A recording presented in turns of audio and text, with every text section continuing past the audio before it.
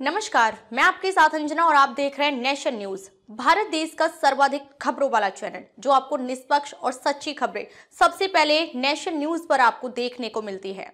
आइए बढ़ते हैं आज की बड़ी खबर की ओर। चीन के बाद भारत पहुंचा HMPV वायरस, क्या कोरोना की तरह ही खतरनाक? लक्षण सावधानी के साथ जानिए, भारत को कितना जोखिम। कोविड-19 महामारी से दुनिया भर में लंबा लॉकडाउन लगा रहा और लाखों लोगों की मौत भी हुई। लगभग 4 साल बाद इस महामारी से उबरने के बाद चैन की सांस ली ही थी कि अब एक और वायरस ने दुनिया भर में चिंताएं बढ़ा दी है। दरअसल रिपोर्ट्स बताती है कि चीन घातक कोविड-19 महामारी के प्रकोप के 4 साल बाद एक और महामारी से जूझ रहा है। इस महामारी का कारण एक वायरस है जिसका नाम है ह्यूमन मेटान्यूमोवायरस। इस वायरस के कारण कई देश इसके प्रसार पर निगरानी रख रहे हैं। दुनिया के साथ भारत ने भी इस पर निगरानी रखनी शुरू कर दी है। अब बेंगलुरु के अस्पताल में 8 महीने की बच्ची में HMPV वायरस डिटेक्ट किया गया है। हेल्थ डिपार्टमेंट का कहना है कि हमने हमारे लैब में इसका टेस्ट नहीं किया है। ये रिपोर्ट एक प्राइवेट हॉस्पिटल की है। हेल्थ एक्सपर्ट्स ने HMPV पर चिंता जताई है, जो एक रेस्पिरेटरी श्वसन वायरस है जो कई एशियाई देशों को प्रभावित कर रहा है। रॉयटर्स में पब्लिश एक रिपोर्ट के मुताबिक हाल ही में पाए गए मामलों में राइनो वायरस और मानव मेटान्यूमोवायरस जैसे रोगाणु शामिल हैं। विशेष रूप से चीन के उत्तरी प्रांतों में 14 वर्ष से कम आयु के लोगों में ह्यूमन मेटान्यूमोवायरस के मामलों में वृद्धि देखी जा रही है।